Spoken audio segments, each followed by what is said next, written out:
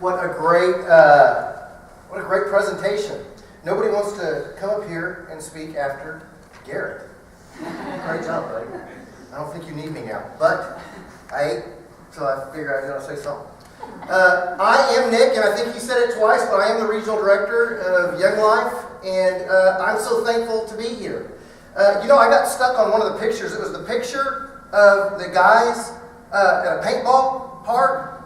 Don't ever go with high school kids to a paintball park. I went with some high school guys, and I went to the little counter, and they said, "Yeah, would you like the single shot for $15? It holds 40 rounds, or do you want the semi-automatic that holds 100 rounds?" And I thought, "Give me the cheap one." So I got the cheap one, so I got on like a t-shirt and a pair of shorts, and I got this gun that like maybe would hit you, and it's got like a little funnel on top full of paintballs.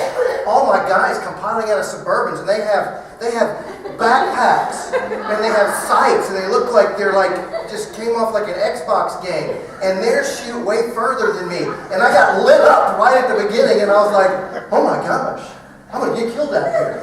I had like little red donuts all over me. I felt so bad. Let me tell you a little bit about my family. I have a son who is 16, I have a son who is 12, and I have a daughter who is 18. And I love them. And I've done a lot of the same things raising them that you have done.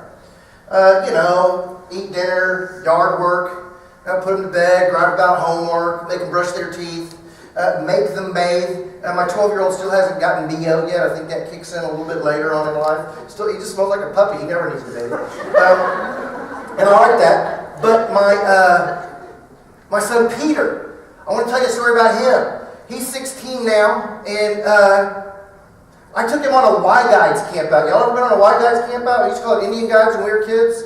And we went on a Y Guides camp out where he was in first or kindergarten or first grade. And it was so fun. We're hanging around, we're eating candy, we're eating bad food. We're staying in this little cinder block building with bunk beds. But the best part was at night we sat around this campfire. Just like 6'8" dads and 6'8" little guys. 6 or 7 year olds. We're sitting by the campfire and we're making s'mores. And then one of the dads pulled out a flashlight and put it right under his chin. And he goes, "And now I'm going to tell you the story of old Golden Arm." And all the little guys were like, "Golden Arm." And I don't remember how the story went, but evidently there was this guy who was like an amputee or something, and they replaced his removed arm with a golden one. And somebody stole his golden arm. And on a night, not unlike tonight, when the weather's just right, you can still hear him wandering around through the woods, saying, "Who? Who stole my golden arm?" And all the little guys were like, and then the story was over. And I got up, and they peed out the campfire. You got to do it, I don't know why. It smells horrible. Smoldering, And then we made our little way down this little path back to our cabin, and the dads slept on the bottom bunk, and the little boys all slept on the top bunks. And after, all the messing around with flashlights and, body sounds and stuff like that, it got real quiet. And everybody was going to sleep. And then I felt my bunk moving around a little bit, and I realized Peter was climbing down out of his bunk, and he comes over and he pokes me. He goes, "Dad, scoot over." And I go, "The bed's this wide." I am over. He goes, "You gotta scoot over, I want to sleep with you." And I go, "Why?" Because I'm scared. I heard something. I go, "What'd you hear?" He goes, "I don't know. But it kind of sounded like..." So I go, and he just tiny. It was already hot in there. I was miserable to begin with. I said, there's no room. I said, he goes, Dad, I'm scared. So I went, I got up, and I got his mattress off the top bunk. And I put it down there on the floor, right by mine. I got his pillow and his blanket and all that stuff. And then I laid on my stomach, and I hung my arm over. And he laid on his back, and he's just clutching my arm. I got so uncomfortable, I wanted to roll over, but I couldn't get my arm out. He started to fall asleep, but every time I thought he was asleep and I could get my arm out, he'd yank it right back. Well, the next morning, all the boys woke up and they hang their heads over the bunk and they go, Peter, what are you doing on the floor? And he completely threw me under the bus. He goes, well, my dad got scared last night about old Golden Arms. I thought I'd sleep down here with him. And I was like, yeah, thanks, Pete. I was really pretty shook up. After Golden Arms, thanks for sleeping down here with me. It was really funny. He's just so little, and he was so scared. And he thought somehow there was something magical about hanging onto my arm during a bumpy night. And like I could maybe protect him or save him somehow just by that connection to me. And life is scary for a little kid. Your understanding of the world around you, that maybe there really is a golden arm, and maybe he really is walking around, and maybe he really is talking to you tonight. That's not real, but there's plenty of other stuff that is real, that is scary, that doesn't make sense.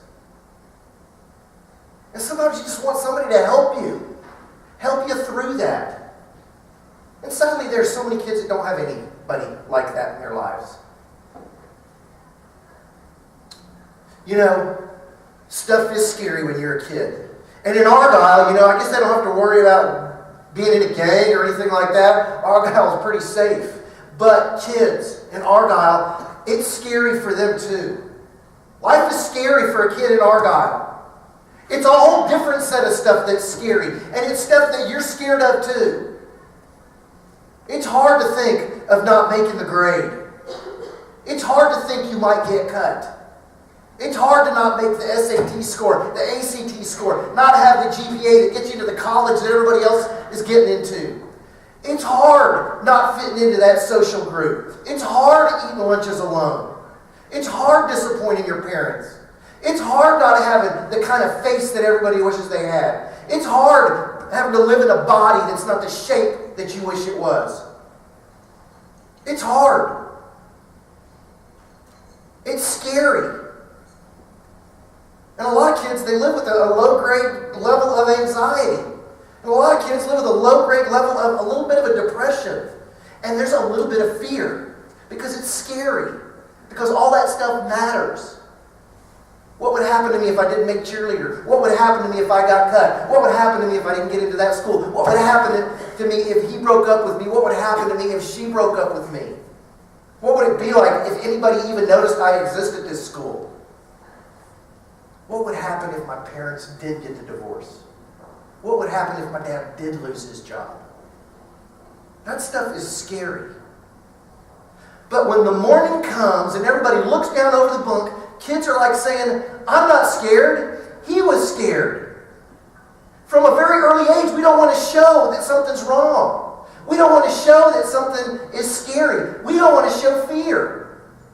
And how can anybody help you through a situation in your life when you're not even willing to let them know that there is anything wrong? Kids are doing 3 big things in Argyle when life is scary and when it hurts. They will act like everything's okay. They will hide behind a persona that says, leave me alone, I'm cool, I'm funny, I got it together. And they will sadly withdraw from people that hurt them.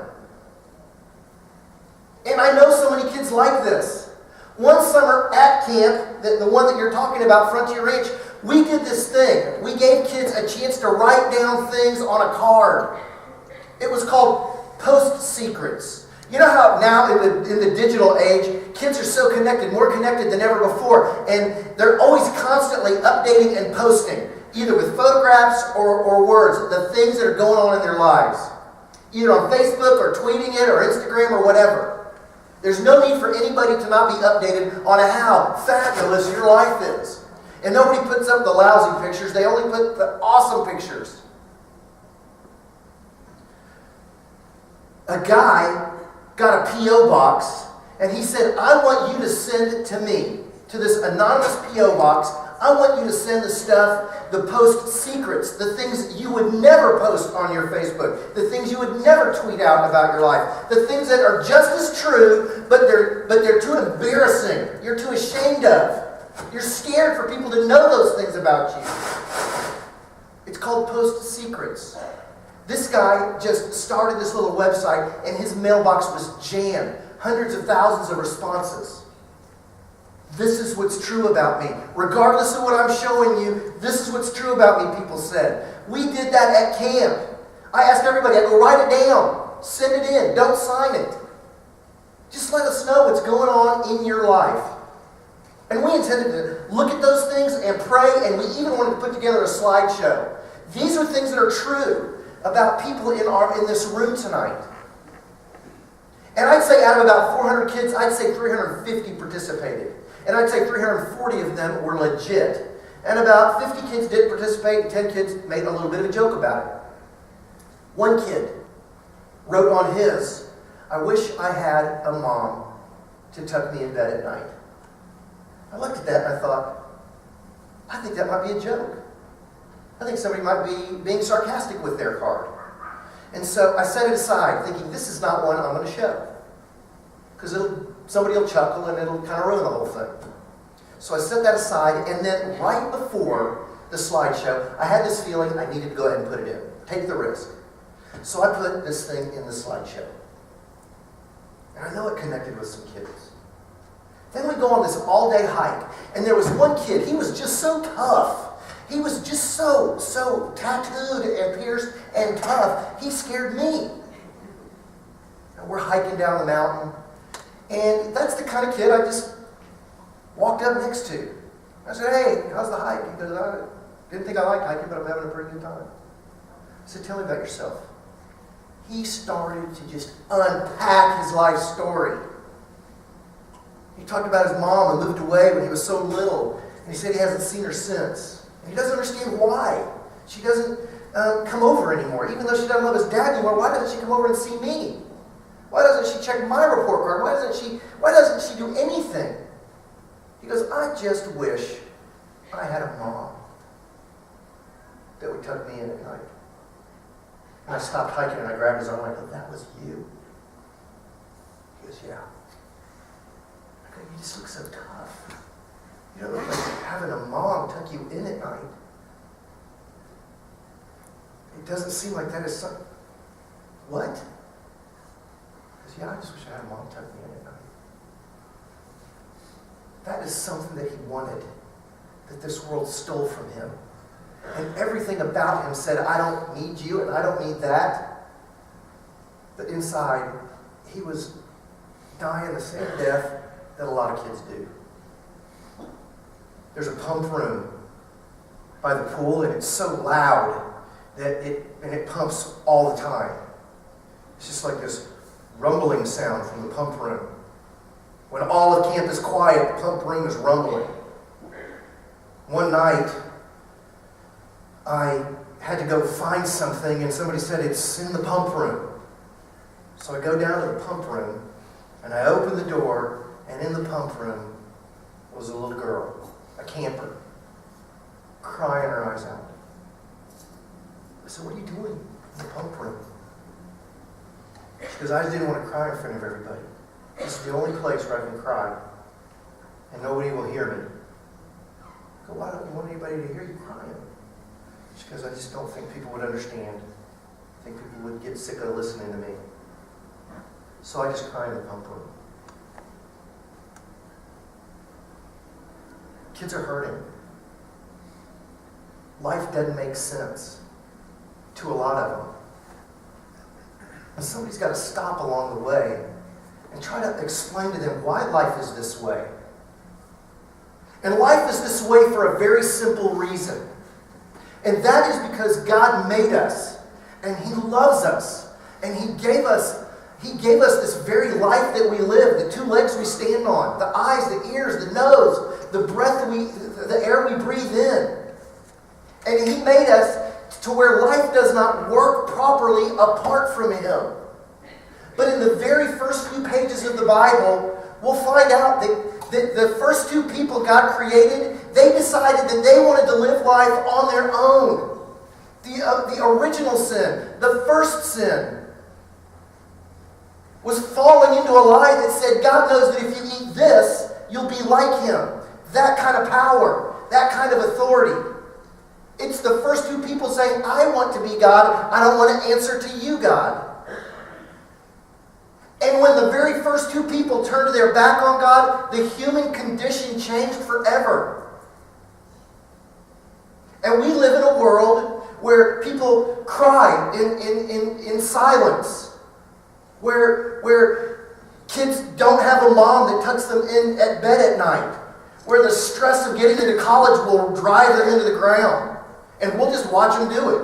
Where the most important thing is being good. Where the most important thing is achieving. And God has created us for something else. That despite all that, it won't deliver so long as you are living life apart from me. And that is exactly what we do because of the condition of our hearts turned away from God, saying, "Butt out. Leave me alone. I got it. No, thank you." One of the most beautiful pictures of this is the Sistine Chapel. It's the ceiling of the Sistine Chapel that Michelangelo painted in 1508. It took him 4 years. The most iconic, easily distinguishable image of that, you remember? It's the 2 fingers. It's the fingers that are reaching for each other but not touching. One is the finger of Adam, and one is the finger of God. And it's because those fingers aren't touching, it's because of the broken connection between us and Him that all of that stuff exists. If you pan away from that picture that Michelangelo painted on the Sistine Chapel, you'll see even more. You'll see Adam naked laying there in a position with his elbow resting on his knee. And the way he's reaching to God is like this. He's barely lifting a finger. And if you look up, you will find God in heaven, in a cloud, being clutched by angels as He is reaching. You can see the passion in God's face as opposed to the what is the word? Not empathy, but apathy. Thank you. Adam is so apathetic, but God is straining. You can see the veins in his neck, the passion on his face, the reaching, the stretching. As a matter of fact, he's got his arm hanging around one of the angels, reaching down to these people to connect with them because of the gap is killing us. It looks like God, if not for the angels, is going to tumble out of heaven. And that's exactly what He did. God tumbled out of heaven and became one of us. Jesus, God with skin on. God became one of us to tell us once and for all, I know you, I love you. But not only that, to die to remove everything that would ever separate us from a relationship with Him. And all kids have to do, all you have to do is hear that, know that, and believe that. And you will be His for all eternity. Somebody's got to say something. Kids are reaching for the very things that they are scared of. They're scared of failing, and so they're reaching for the things in an effort to make sure they don't fail. I'm going to pour my life into the SAT, into the social scene, into the guy, into the sport, into my future. The very things that are hurting them, rather than reaching out for something that is worthy of their lives and their trust and will last for all eternity. And that is the arm that is reaching out to them. There's a story in the Bible in Matthew chapter 5, and it's of three people. It's Jairus, It's a hemorrhaging woman, and it's a dying little girl. And Jesus is passing in Mark chapter 5. He's walking through a crowd. And this ruler of the synagogue named Jairus comes up to Jesus. And he says, my daughter, my little girl is dying. If you just come and touch her, she will be okay. Talk about desperation. The ruler of a synagogue going to Jesus. The rulers of the synagogue, the Pharisees and the Sadducees, they did not like Jesus that much. He was really messing things up for them. This guy must have been so desperate to risk all that to go to Jesus. And Jesus said, I'll go with you. Let's go. So they start walking to where Jairus' daughter is. And on the way, it says, a large crowd followed him and pressed around him. And a woman who had been there had been a subject to bleeding for 12 years. She was hemorrhaging, bleeding, a menstrual bleeding for 12 years. This isolated her. This kind of made her an outcast because people thought that she had this because of something she had done. She was unmarriable. She could not associate with people. She was just kind of an outcast. This thing had marked her life, the bleeding. It says she had been bleeding for 12 years, and she suffered a great deal under the care of many doctors, and she'd spent all she had. Yet she only grew worse. And when she heard about Jesus, she came up behind him in the crowd and touched his cloak. You see what happened here? When Jairus walked up, it's almost as if the crowd parted, because it says Jairus came up and kneeled before Jesus. This hemorrhaging woman, she is like pressing her way through the crowd, just trying to get somewhere near enough to Jesus where she can just get some sort of a little fingertip or something on him. She reached as far as she could, and she just got a piece of his cloak. When that happened, immediately her bleeding stopped, and she felt in her body that she had been healed. Jesus said, who touched me?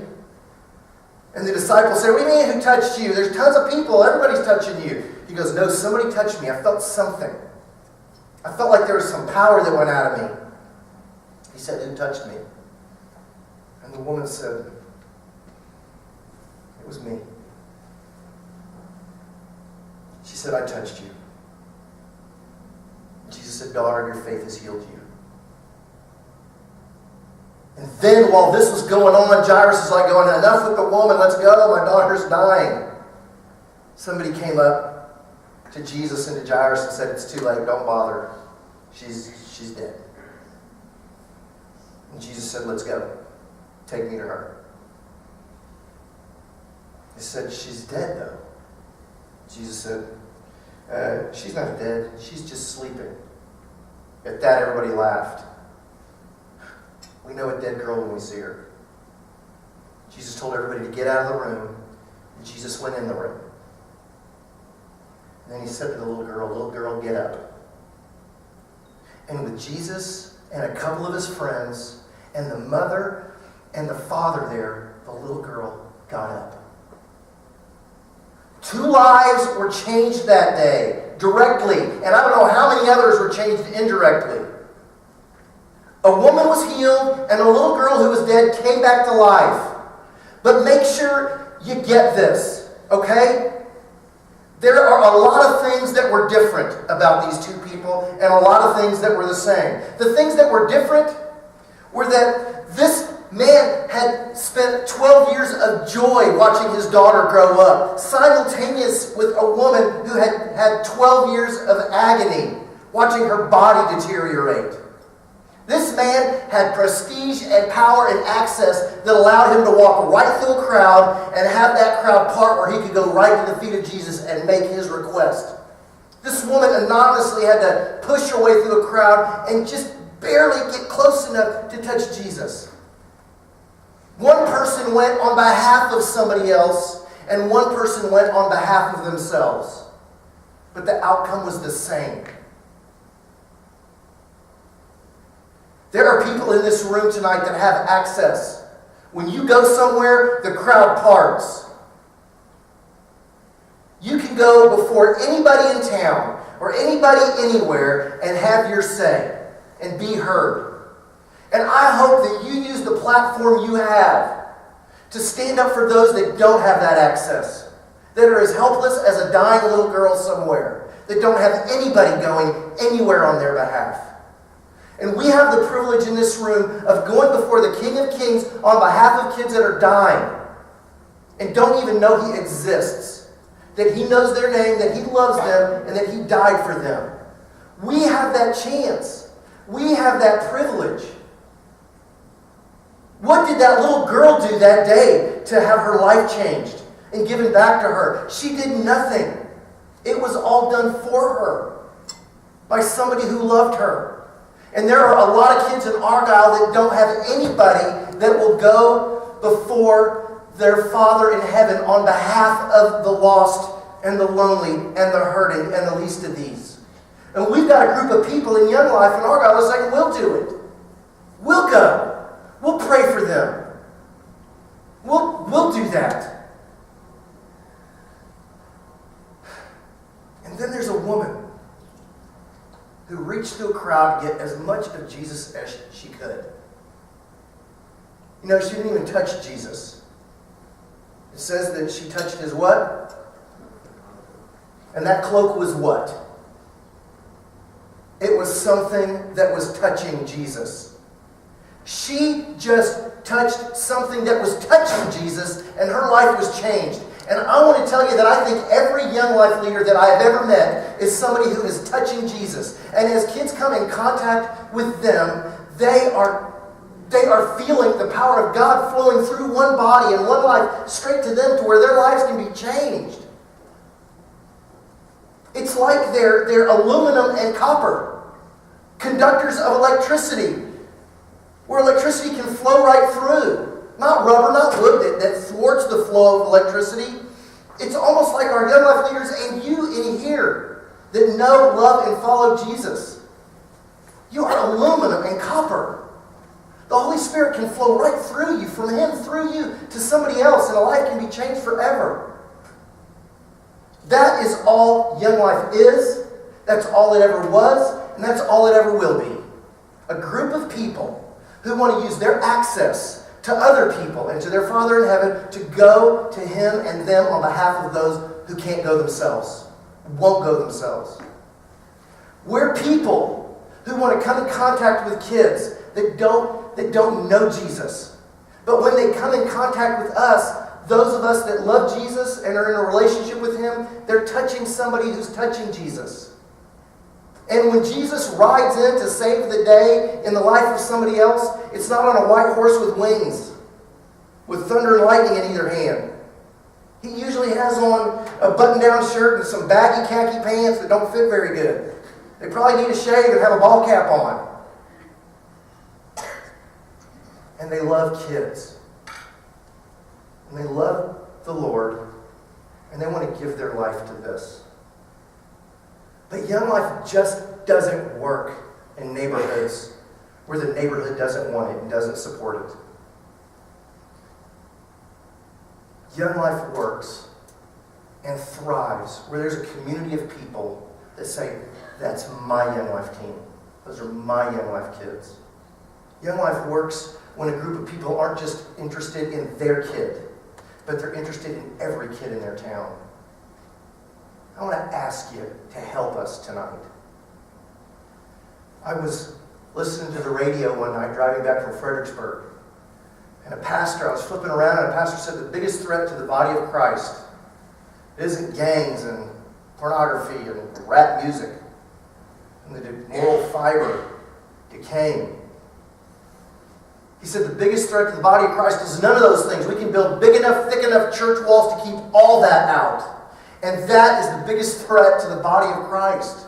That we'll do it. We'll build big, huge, thick church walls and jump into the church behind that with the world outside dying. And we're safe and sound inside. Let's step outside. Let's be a light in a dark world. And let's make Jesus known in our community to our kids. There is no reason in a town like Argyle that every kid should not have their encounter with Jesus and be able to decide on their own from an informed position what they want to do about this Jesus that made them, loves them, and died for them, and rose from the dead. That's all we ask, is that we give them a chance to know and decide